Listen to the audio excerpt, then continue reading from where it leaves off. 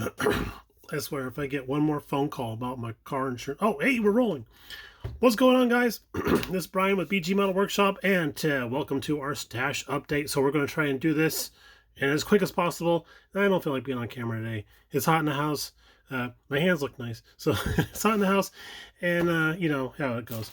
All right, so we're going to kick off this football with our best foot, and that's going to be we're going to start off with the cut to grass right here. Okay, so we were at the Rare Plane Detectives pop-up sale that he was hosting on Sunday. He goes to lots of different shows, buys kit collections and all that kind of stuff, and he usually has really good prices. And this time we knocked it out of the park because we got this guy here, the 1977 Mustang, and this one says here it's featuring CB radio. I looked it up on ScaleMates, and apparently the CB radio and antenna, as seen here in the box art, were the new parts that were added to this particular kit. And that's not all. This, as we see here, is the new box art, as they say, the new packaging, as they call it. So I was like, why would it be new packaging if they're just going to add, featuring CB radio or whatever? Well, it turns out that we're going to zoom in here a little bit. Zoom. Okay, cool. Turns out, not that side. There we go. That there's actually a whole list of vocabulary for CB terms. This is awesome. Okay, I'm going to hold this as steady as I can. Y'all can pause and try to read these as best you can. These are gold. Dragon Wagon is a wrecker. That's cool. Ears is a CB antenna. Feed the bears. Pay a ticket. What's that phrase? Flip side? Oh, return trip. Yeah.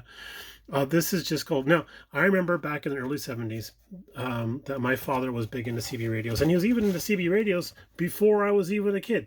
So, before the 70s happened. And apparently CB radios were at that particular time the YouTube of its day. So that's kind of cool.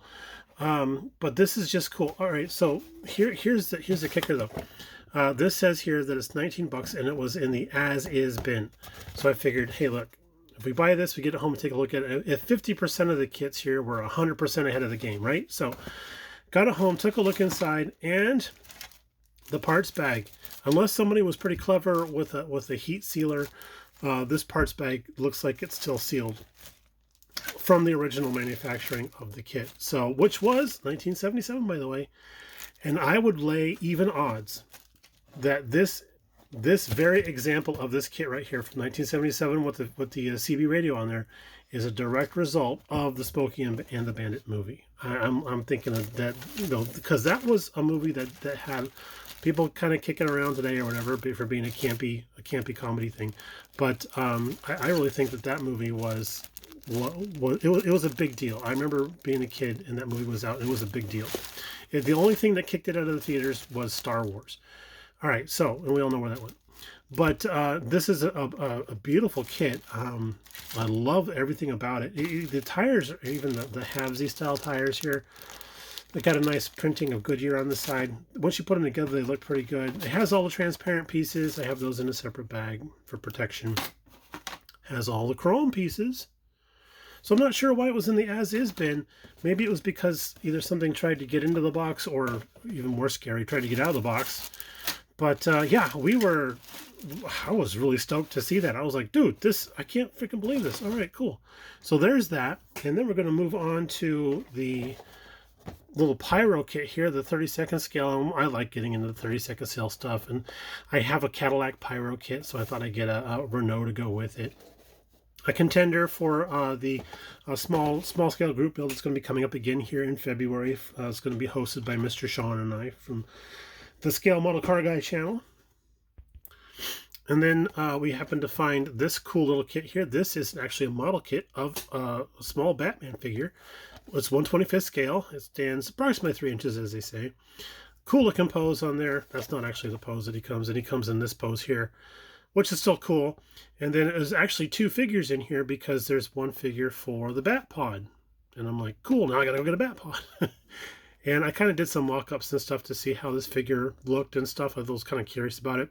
Then I realized, yeah, he needs to be on the Bat Pod because otherwise you don't know what his intentions are. So there's that.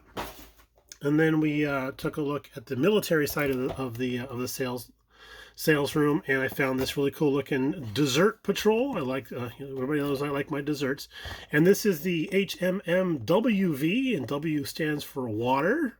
Huh? I guess I'm not sure. Pretty cool looking machine gun up on top there. I'm thinking it's a 50 caliber. I could be wrong. It probably could be something else, but in this box art it looks like a 50 cal. And then it's got some shrubbery here on the side in case it ends up being in a Monty Python movie. And then my favorite thing up here is these guys are stone cold. They just tie the bodies to the top of the truck, so that's pretty cool. 1/35 scale, definitely a fair sight smaller than the 1/16 Tacom Jeep that we're working on from Andy's Hobby headquarters, because good Lord, that thing's a monster.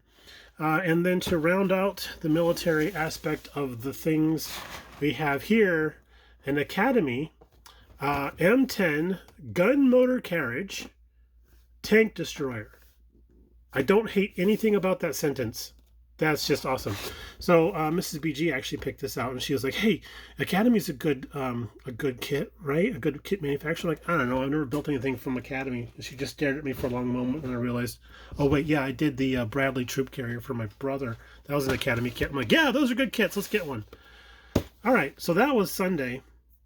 On Friday, we popped over to our friend Bernie's house. He was having a pop-up sale there also. He was getting rid of some stuff.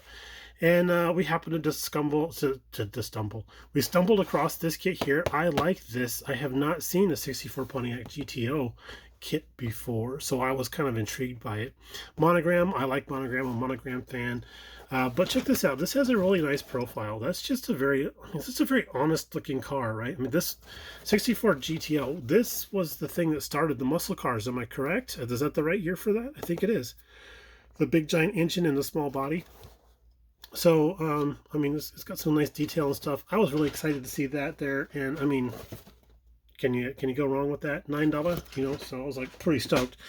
And then something else we happened to see that Mr. Bernie had offered for sale was this guy, 67 Plymouth GTX, with the, as my nephew Dexy says, the Hemi. He's like, what's a Hemi? I'm like, dude, who raised you? Definitely wasn't me. Anyway, we're learning them. But love this body style. I had a newer version of this particular kit, but I sold it, and I really regretted doing that. But yeah, I'm happy to have patched the hole in my heart with that. But then I was hanging out with my buddy Louie over at Bernie's house, and Louie had set this aside. He goes, "Hey, I saw this," because he got there a little bit before I did. He's like, "I saw this. I figured you might like this, so I set it aside for you." And it's a 1/32 scale Porsche. This is the Can-Am racer, so it's got to be open top. I think that's the rules. The Can-Ams have to be open top. But I was like, dude, that is awesome. We took a look inside. Looks like it's all there. It's missing the decal sheet, unfortunately. I'm kind of not caring about that because I don't really care for this at all. Shoot, I'd probably just do this in Gulfwell livery anyway. You know, that's my favorite livery, so I was pretty stoked about this. Oh, and it's a Matchbox. Look at that. How about that, huh? And just $6. So thank you very much to Louie for setting this aside for me and thinking of me about that. And one last thing is we stumbled across a sheet of decals from Slicks for $6. Cha-ching. This, I was so happy to see this because this will help me finish my NASCAR kit that I've had going for 2 years. So we had to push pause on that thing because the decals were junk out of the kit. So I talked to Luca about these. He said best thing to probably do is to hedge any bets and just to give this another coat of clear before cutting it up and doing any of the water deal.